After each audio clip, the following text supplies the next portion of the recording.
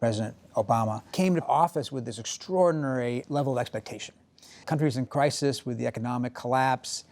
We still had 2 wars going on overseas, but we had just elected the first African-American to office, and even people who voted against it, even Republicans, even people like George W. Bush and John McCain who opposed him, I think felt something about that moment and what it said about this country. Americans who sent a message to the world that we have never been just a collection of individuals or a collection of red states and blue states. We are and always will be the United States of America. But it was all downhill from there, in the sense that you could never meet those expectations. Certainly he couldn't meet them in the way that he would have wanted.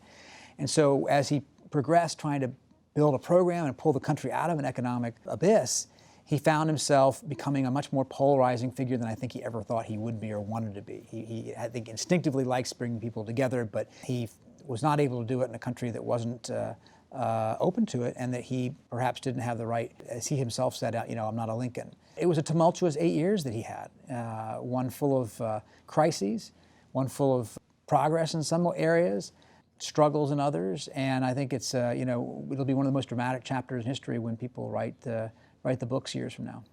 When it comes to domestic politics, it was very early on. Just within the first month, he passes a stimulus package that is very consequential for him, for the economy, and for his politics, because he does it without a single Republican vote. It has obviously some impact on the economy, not as much as he had hoped, but it set the course going forward for a pretty polarized environment in which it was going to be tough slogging the entire way.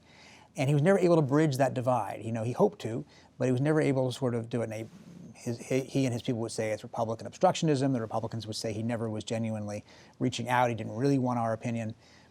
Either way, it meant for the beginning of an 8 years of division and fighting the entire way.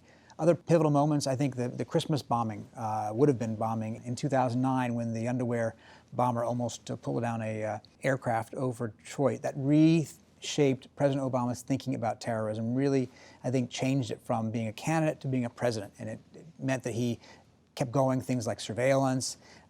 He kept some of the other Bush policies that he had inherited, and it soured to some extent some of his liberal supporters who thought he should have done more to undo that legacy. And then, other key moments, I think the killing of Osama bin Laden.